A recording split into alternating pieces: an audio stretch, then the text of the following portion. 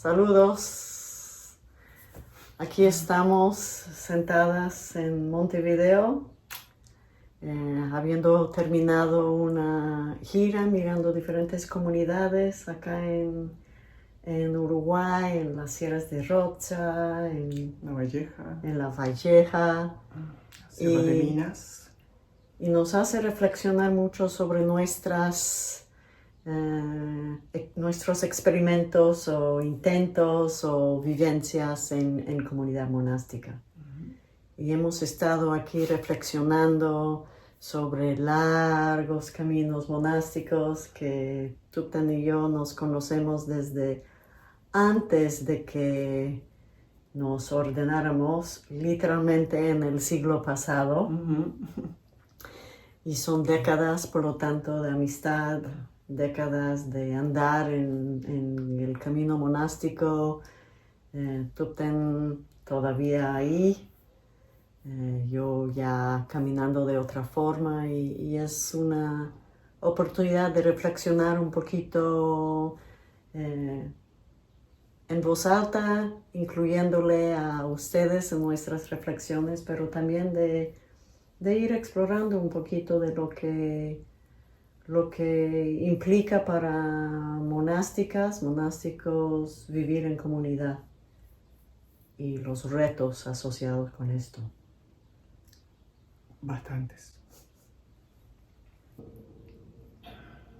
Cuando decidí ordenarme, realmente una de las cosas que me llamaba más de esto era la vida en comunidad, sin haberla experimentado en otro tipo de comunidades, como por ejemplo las que hemos visitado, comunidades laicas de co-creación, de existencia, o comunidades cooperativas agrícolas que hemos estado visitando.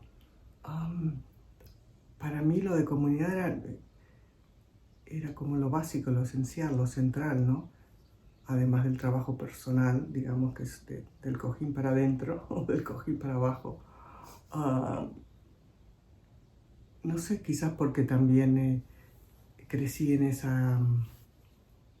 Como practicante crecí mucho en India y es lo que veía a mi alrededor. Es lo que veía que ellos, la manera en que funcionaban. Pero llevó unos cuantos años a entender que como occidentales no tenemos ese marco de referencia. Y el marco de referencia oriental, asiático, en realidad no nos sirve mucho, ¿no? Yo viví unos 5 o 6 años en un monasterio en Canadá, Gampo Abbey, y el abbot, Trungpa Rinpoche, un maestro muy sabio, y él le decía a mi maestra Venerable Pema Chodron, le decía: a mí me consultáis solo para aspectos de la Vinaya. El código monástico, la Vinaya. Y ya, sí. Ya, tú aclara lo que tú creas que no sepan. Os doy los empoderamientos para el retiro de 3 años y la Vinaya.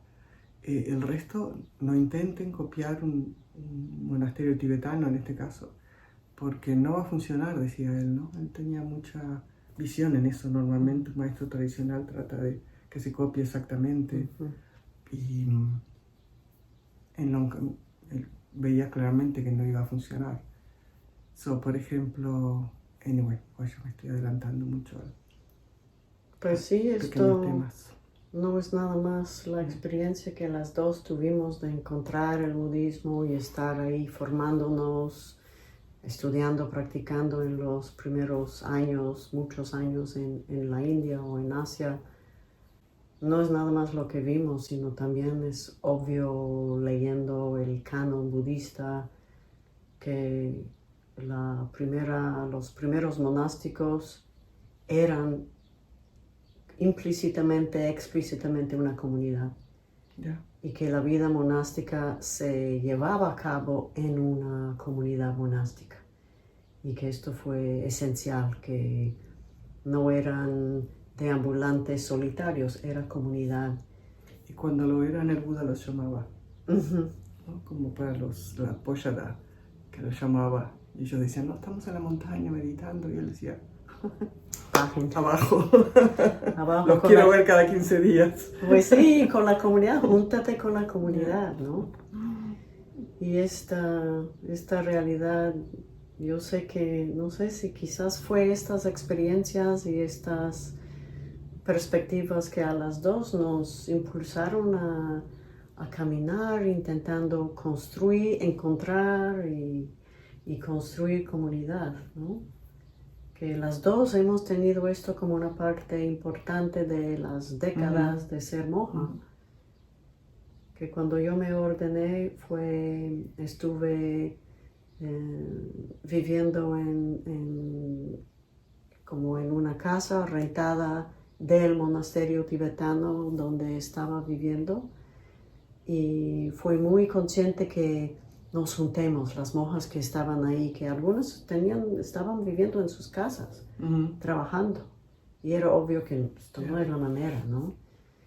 Y nos juntamos y rentamos esta casa y intentamos hacer algo que fuera comunidad. Y en ese momento todas éramos muy, muy nuevas como monjas, como llevamos 1, 2, 3 años cada quien. Pero en ese caso para mí fue obvio que esto no fue una prioridad para los monjes o el lama que estaba a cargo. Que era bien tener tibetanos, ¿no? Que fue bien tener las monjas que venían y ayudaban en cocinar o limpiar o recaudar fondos, que una fue muy buena en esto y como aportar servicio, pero como en este momento para mí fue obvio que no nos veían como personas que iban a sostener su linaje. Que el linaje iba a estar sostenido por monjes.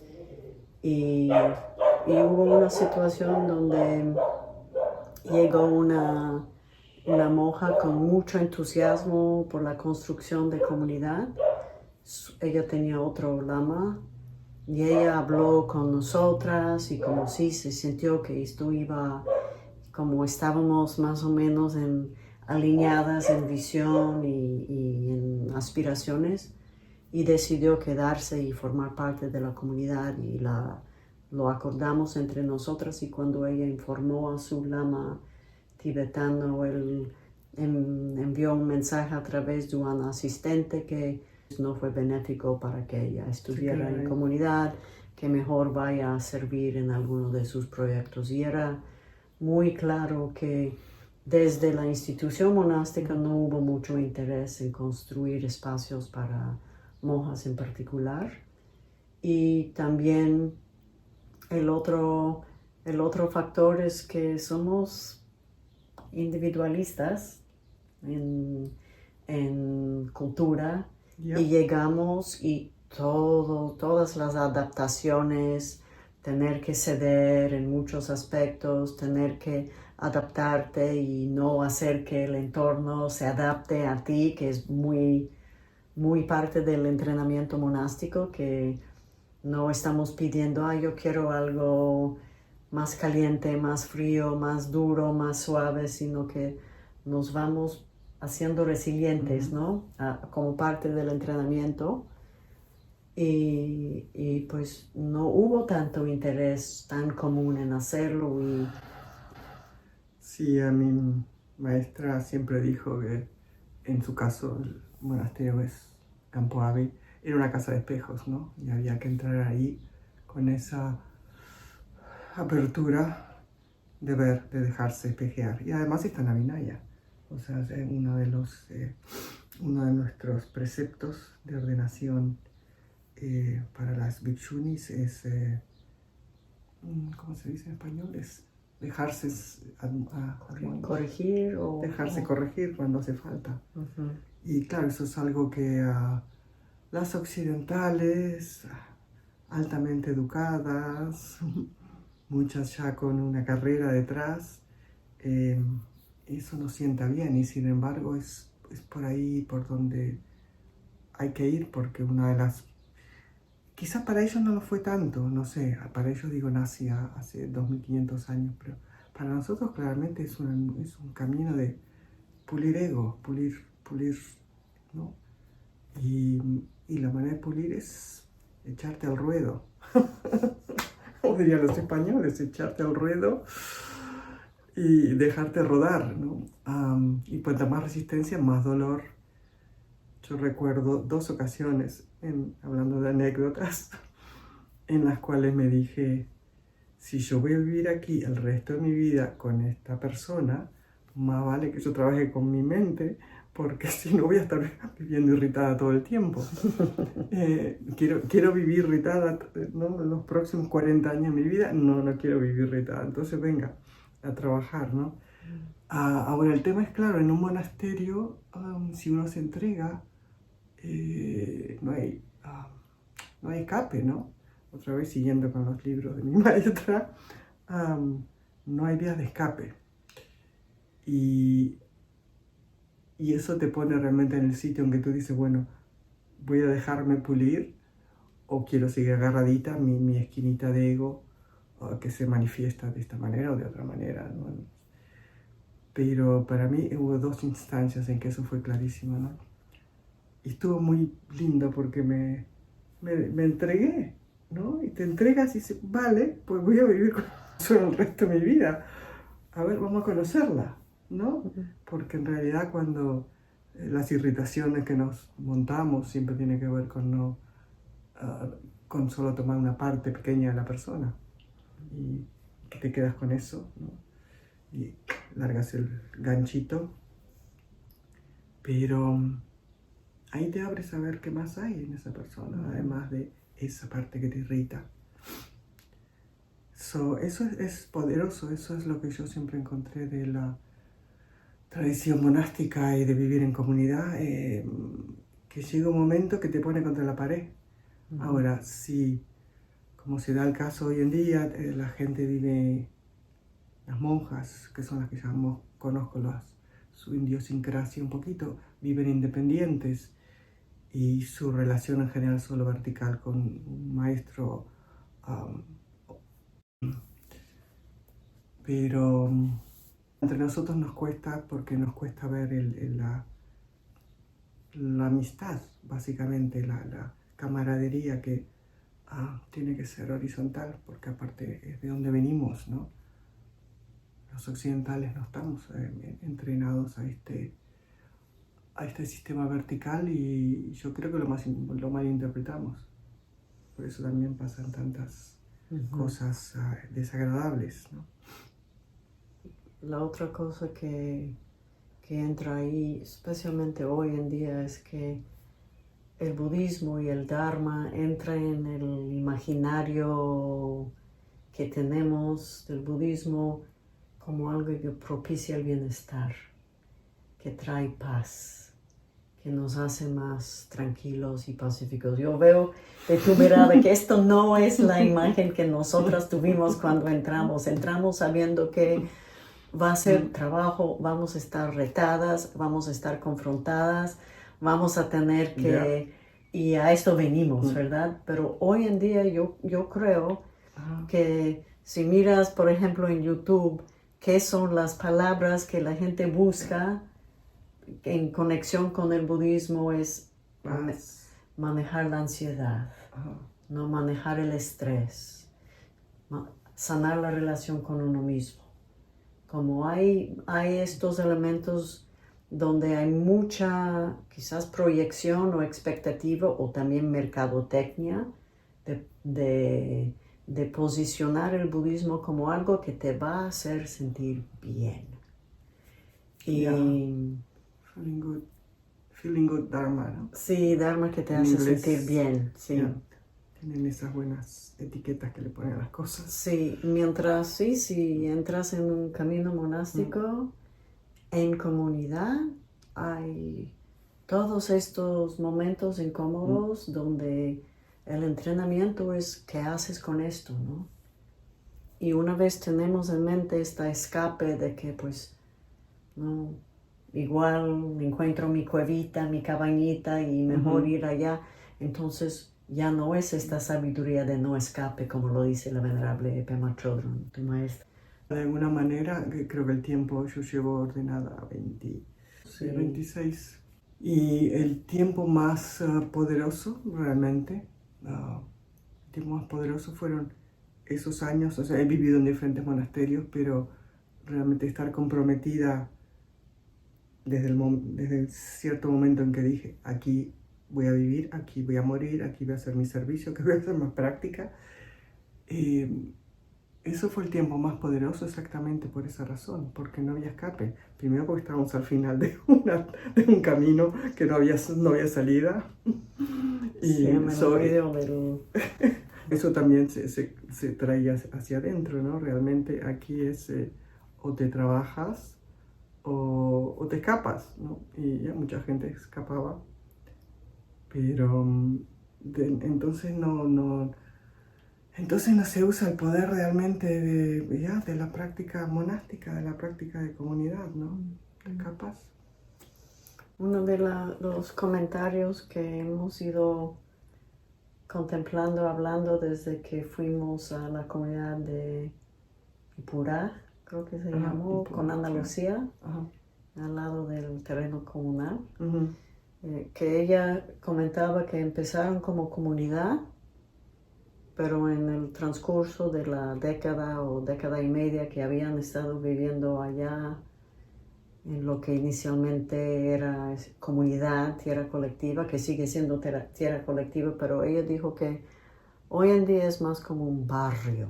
Uh-huh. Bien, dicho. Sí, muy bien dicho. Y esta idea de que qué es la distinción entre comunidad y barrio, colección de personas unidas por un lugar o por, en el caso monástico, en el caso budista, por un entrenamiento o un juego de proyectos o un maestro o maestra, ¿no?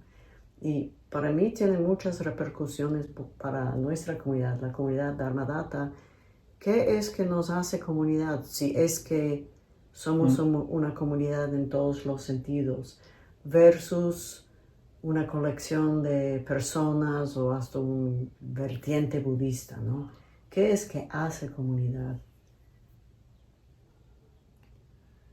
Pues para mí, en mi caso, comunidad, la imagen de comunidad siempre fue viviendo bajo el mismo techo o los mismos techos, ¿no? Uh-huh. Dharmadhata es una comunidad diferente, bueno, extendida por... Sí, empezamos inicialmente comunidad Dharmadhata, entonces éramos 4 monjas y inicialmente entendemos antes de empezar a estar compartiendo el Dharma ampliamente en línea, entendemos que la comunidad era la comunidad residencial.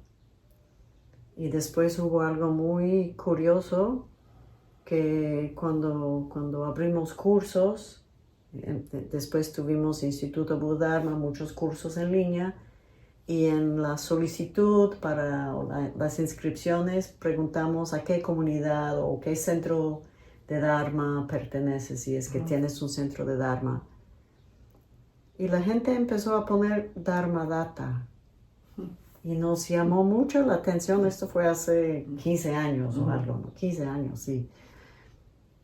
Y era como, la gente Esas somos nosotros. Sí, la gente también se entiende parte y se empezó a tener esta visión expansiva, ¿no?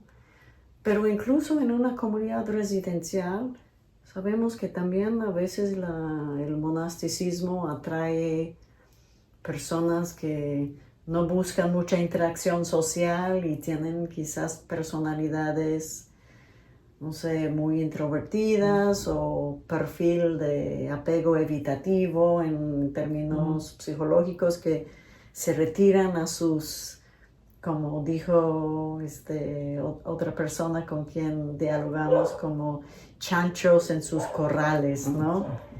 Que esto también pasa debajo del mismo techo en comunidades monásticas, que el trabajo es muy fuerte y también hay espacio, voy a hacer mi práctica y te retiras a tu espacio, ¿no? Es que todos tenemos diferentes ritmos también, esos son diferentes personalidades, diferentes ritmos, ¿no? Y todos cuando nos juntamos es que estamos en diferentes sitios. Ese es uno de los temas de juntarse y A veces que los medios hábiles, o sea, la Vinaya nos dio un montón de medios hábiles, pero nosotros tenemos una complejidad psicológica que no sé si existía hace 2600 años, no estoy muy segura de eso. Sí, mi como reflexión es que con compartir techo es una condición, pero no con esto ya se va a forjar comunidad. No. Yo decía porque en mi caso, cuando me ordené, esa era mi imagen, de que dentro del mismo techo era el sitio donde se podía trabajar. Ahora, ya, no sé, yo encuentro muy difícil personalmente trabajar con, incluso dentro de el grupo monástico, trabajar con gente que tiene diferentes estilos de vida, ¿no? Porque es como que nunca acabamos de coincidir, ¿no? Hay alguien que trabaja en Nueva 5 y que tiene un sueldón, y hay alguien que está retirada, jubilada, y vive de sus jubilación y está todo el día dando vueltas por ahí, paseando por el pueblo. ¿Qué te trae junto, no? ¿Qué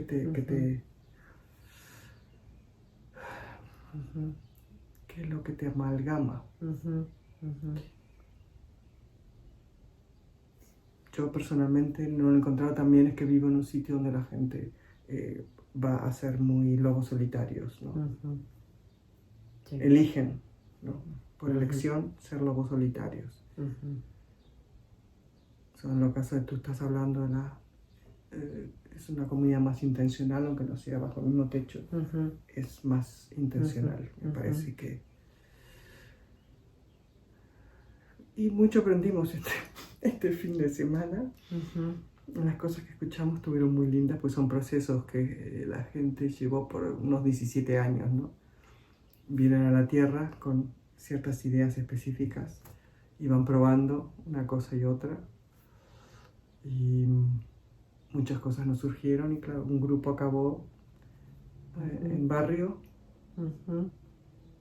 Y pensando en las experiencias que nosotras tenemos a lo largo de los años, como la institución milenaria que es el monasticismo budista tiene su modo de imaginar cómo estructurar, cómo unir una comunidad con un mismo entrenamiento.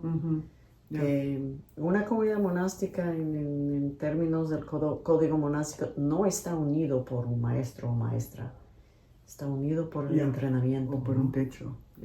Techo y entrenamiento. O ni siquiera, techo, pero también una... Vihara. Frontera. Esto es el espacio de esta comunidad y quien vive dentro de este espacio pertenece y se reúne en las ocasiones como frecuentes de tener que reunirse, ¿no? Y esto de compartir entrenamiento y... Exactamente, eso es algo que casi no pasa, yo no lo encuentro en Occidente, ¿no? Que compartamos entrenamiento, a no ser que sea algunos monasterios específicos en Occidente, ¿no? Comunidades pequeñas, sino como que tenemos todos tenemos diferentes entrenamientos, los que tienen entrenamiento.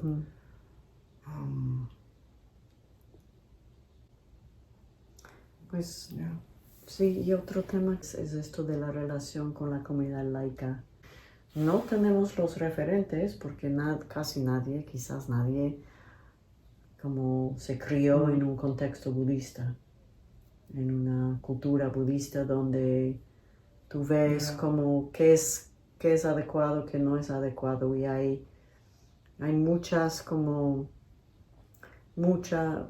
veces vemos que la gente toma como referentes como la institución como católica, por ejemplo, ¿no? Esta idea de que pues llegamos con una estructura, una infraestructura, con recursos que como el Vaticano budista nos había enviado y seguramente como que nos iba a brindar lo necesario, y también esta idea de que, ¿no?, que como monásticos, como vamos a tener alguna jubilación o algún plan de vida como que viene de la institución, ¿no? Y esto no es la relación que monásticos o el monasticismo budista tiene con la relación laica, ¿no? Es muy diferente.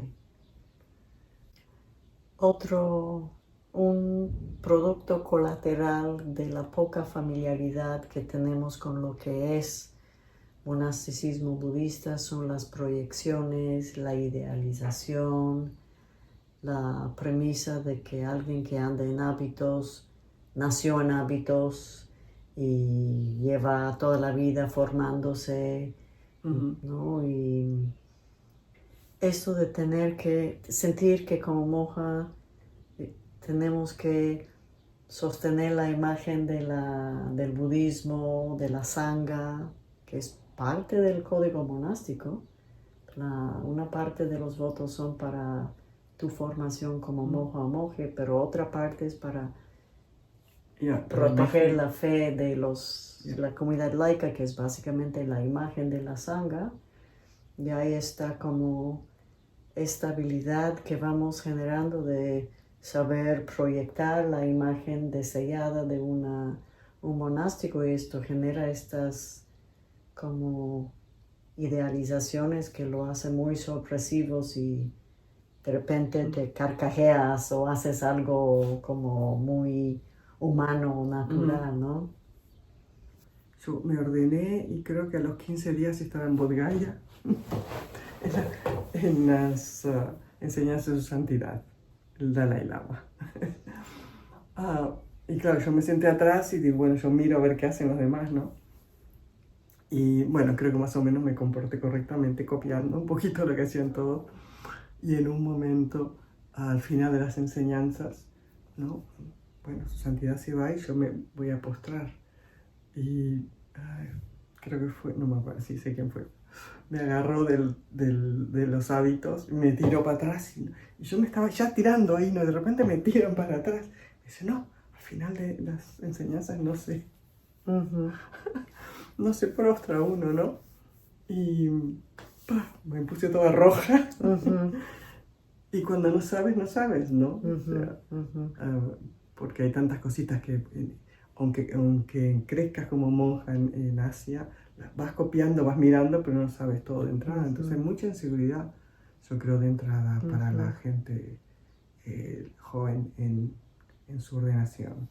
Sí, cuántas maneras tenemos que manejar o hasta disfrazar nuestras inseguridades, ¿no? Ya.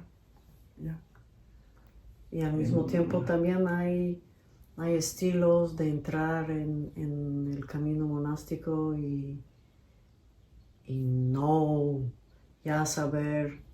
De hecho, con otra persona le acompañé recién ordenada a ver a un geshe esto fue en la India, y él le aconsejó, bueno, ya sabes que tienes estos 36 votos.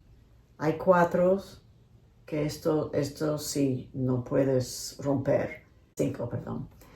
No matar, no mentir, no tomar intoxicantes, no matar, sexo, sí.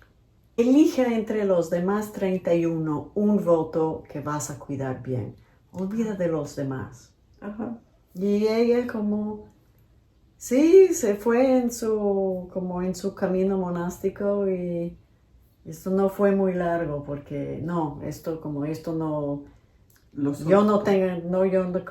yo no voy a ser como las otras rígidas, yo nada más me agarro de estos 6, ¿no?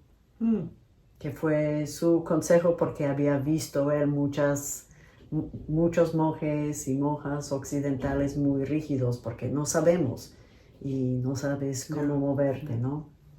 Así que esto fue su manera de dar un consejo que le iba a rescatar de todo este paradigma y igual, ¿no? Igual se puede ir en una otra dirección. Claro, ya. Sí, a nuestros maestros de ordenación en Asia ponen lo mejor para que nosotros crezcamos correctamente, un arbolito así para arriba, con muchas ramitas y muchos pajaritos que vienen y muchas florcitas y enriquezcamos el Dharma, pero claro, a veces ellos no saben, ¿no? Mucho.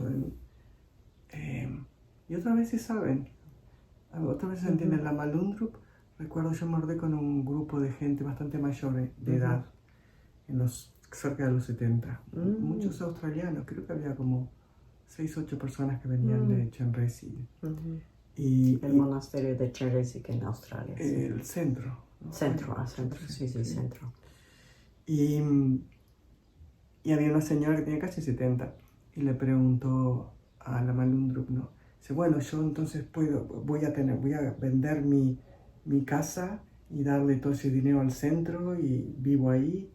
Y la Malundrup, que creo que se lo sabía todo a pesar de ser himalayo, lo había visto todo, dijo, no vendas tu casa, no, porque nosotros los tibetanos siempre estamos apoyados por la cultura, siempre tenemos algún familiar que nos apoya, familia o el monasterio, el clan, el barrio, el pueblo, ¿no? Ustedes no tienen nada de eso, ¿no? La Malundrup fue muy rico en eso. Sí. Pero claro, algunos de nosotros no tenían 70 años y a los 30 y pico, 40, muchos de nosotros no tenemos ni una casa, ni ahorros suficientes como para vivir el resto de la vida y envejecer con los cuidados que hace falta hoy en día, ¿no? Es complejo el choque de culturas. Sí. Y también la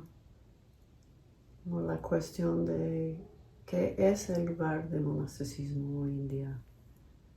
¿No? Esta otra cuestión que hemos estado explorando, como la complejidad de importar esta institución o sostener esta institución en tierras alejadas de su base en este siglo, con valores que quizás chocan con elementos del monasticismo, la estructura muy patriarcal de la institución por uno, y al mismo tiempo como este aprecio que las dos tenemos por lo que puede ser el entrenamiento si uno tiene las condiciones de vivirlo bien, y cuán difícil es conseguir estas condiciones.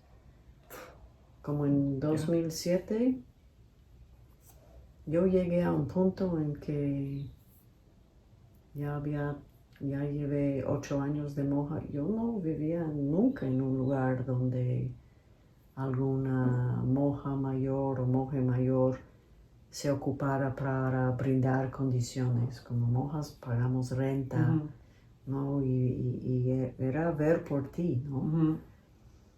Y estuve muy como impactada por una conferencia con bhikshunis de diferentes tradiciones y sentí y que me preguntaban dónde vives, de quién te entrena, cómo de que te sostienes, cómo vas, y era para mí muy impactante de ver que mira, las monjas mayores en los votos, en años, en el Dharma, pues, ¿qué es sentirte cuidada, ¿no? Que alguien se ocupa o te ve con esta óptica. Y en ese momento era cuando yo decía, yo no puedo esperar a que alguien más crea esta comunidad. Yo quiero encontrar otras mujeres que también comparten el anhelo de vivir en comunidad y vamos, ¿no? Y sí,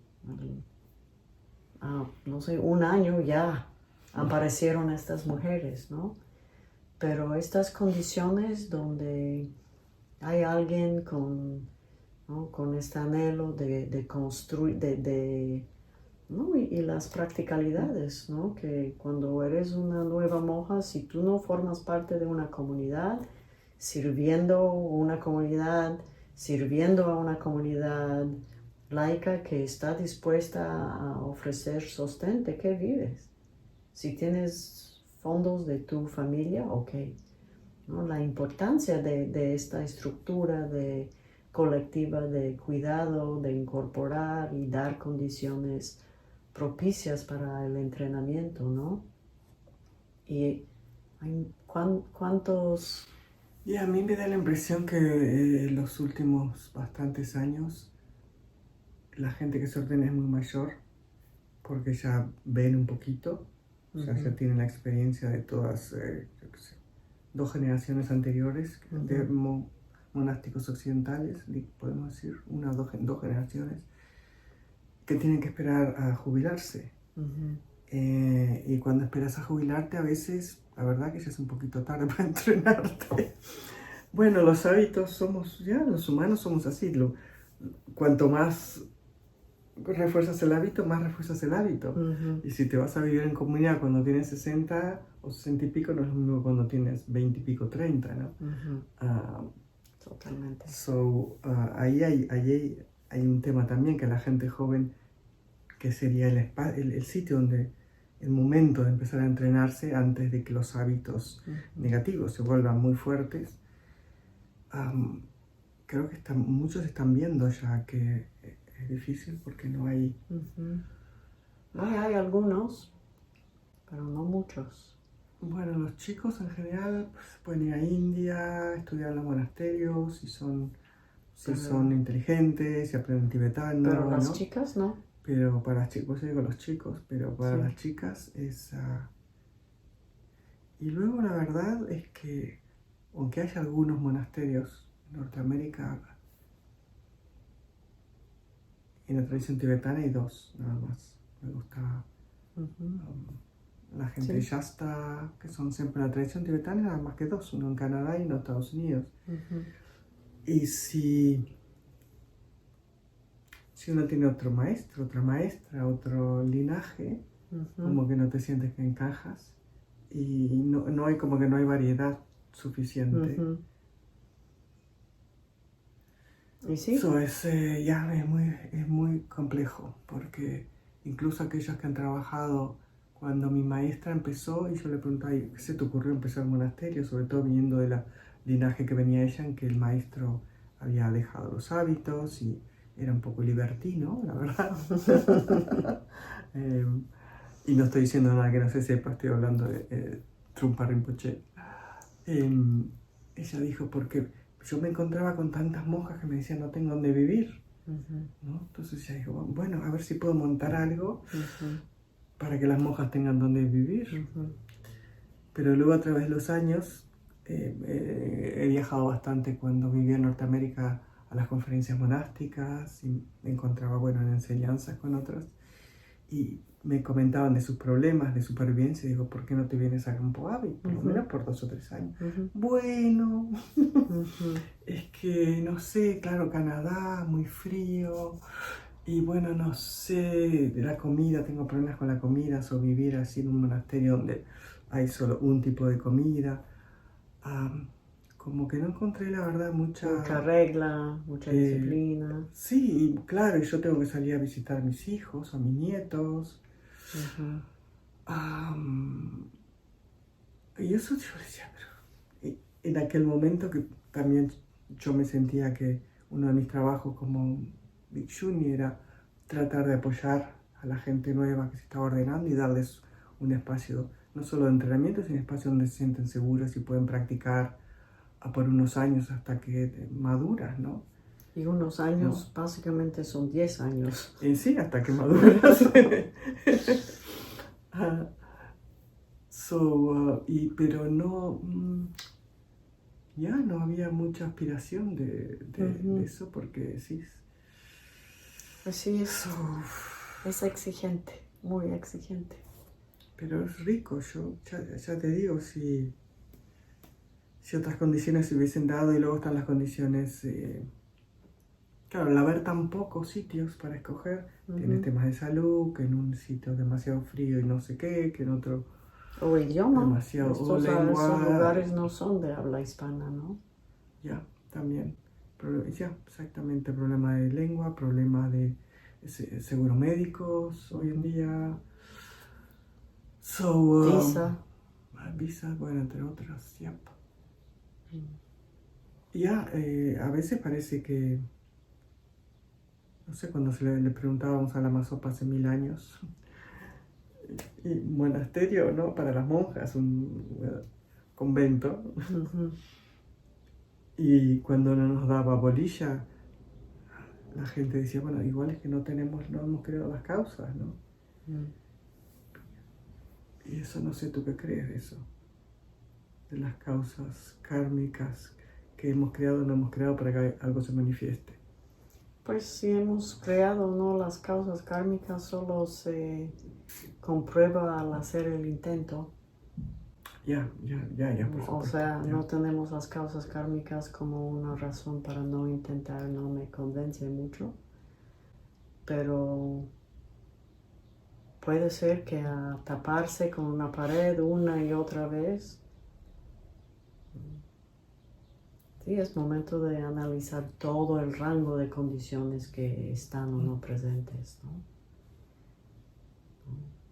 La determinación, el aprecio, la voluntad, la comunicación, la flexibilidad, los recursos económicos, un contexto de una comunidad laica que lo aprecia, la entrega, el compromiso, la una con la otra, el uno con el otro. Hay muchas condiciones que se hay que juntar, ¿no? Y sí, kármica es otra entre ellas. Y luego, no sé, yo creo que también como que hay momentos, ¿no? De repente por 30, 40 años las causas y condiciones vienen juntas y se forma algo. Y luego, siguiendo el Dharma, una vez que una de esas causas o una de esas condiciones faltan, sí, así es. Como el Buda animó a todos los monásticos a tener bien claro este verso que todo lo que se une se separa. ¿No? Que toda unión termina en separación y que nada es para siempre. Pero mientras si pones todo tu corazón y todo tu impulso en eso, hay mucho que sacar en el sentido de beneficio, universal, ¿no? Hacia el Dharma, hacia los demás. Totalmente. Y cuando eso se disuelve, no sé, a veces hay que dejarlo ir sin el apego de vamos a hacer otro intento y enganchar a ver, otra llamita y otra llamita. Y, no sé, muy difícil saber. Son cosas que yo creo que nuestros ancestros no se las planteaban, ¿no? Ok. Que si las condiciones se iban a acabar o... Creo que no sé, nuestros ancestros eran, al ser un poquito más simples en ciertas áreas de carga psicológica, eran, bueno, vamos de Sri Lanka a Vietnam o a China, lo que sea, ¿no? Nos subimos un barco, van a ser 3 meses, lo que sea que fueron las primeras bhikshunis que habrán a China. Y no se plantean, ¿no? Y si pasa, si no pasa, si nos reciben, si no nos reciben.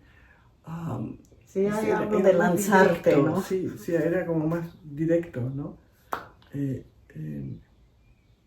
Pues creo que este impulso de vamos, en nuestro caso ha sido parte de de entregarnos a este gran experimento que es Ya. la vida monástica. Es un experimento que, pues, dado las condiciones óptimas, ¿qué puedes hacer con tu mente, con tu corazón, no?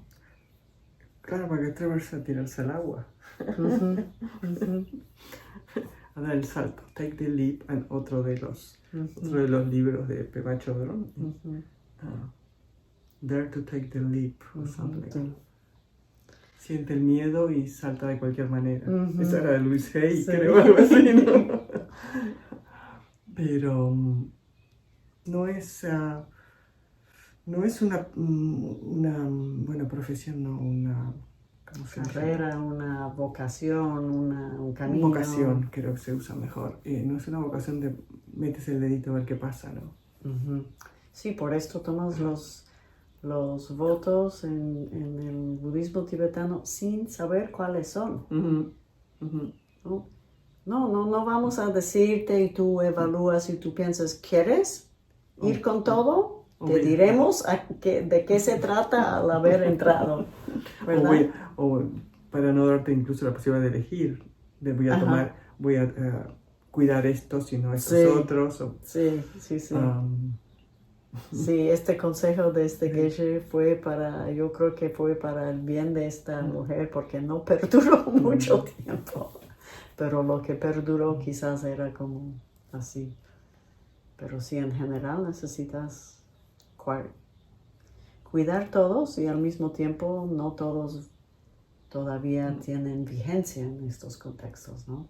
Esto es todo otro tema. Esto es otro tema, ya, de los 348. Como dice alguna amiga en nuestra comunidad, a pesar de todo, es como tus años te han servido mucho, mis años me nutrieron muchísimo y... ¿no? Sí,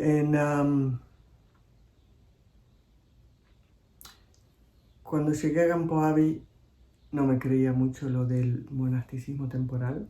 Ujú, Digo, aquí la gente no se la juega. ujú, Vienen un año, pero en casa tienen su novio, su novia, su cuenta de banco, su trabajo esperando. Pero la verdad que el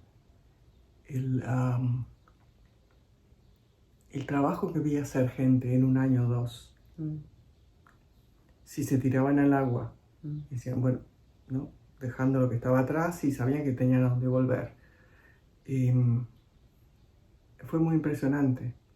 El entrenamiento monástico, incluso por un corto tiempo, si se le pone el corazón y la valentía, transforma muy, muy fuertemente y muy rápidamente. Pero está basado en tener un contexto de un monasterio sostenido por personas con el compromiso de largo alcance, ¿no? Y exactamente. Si no hay gente ya entrenada que te apoya, o sea, yo tuve suerte, tuve varias mentoras en aquel momento que a los 5 o 6 años ya murieron porque eran mujeres mayores, pero no, sin ellas hubiese sido totalmente diferente. Pero ya el contexto, si estás en el contexto adecuado es muy poderoso, y si no, la verdad es que a mí me da mucha cosita, mucha pena ver gente que se ordena y al no tener el contexto sigue con exactamente los mismos hábitos por años y años, o sea, hábitos de personalidad, no hábitos de ropa, ¿no? Y que no transforman. No transforman, entonces ni sirven para su trabajo interno, ni les sirve la sangha como imagen.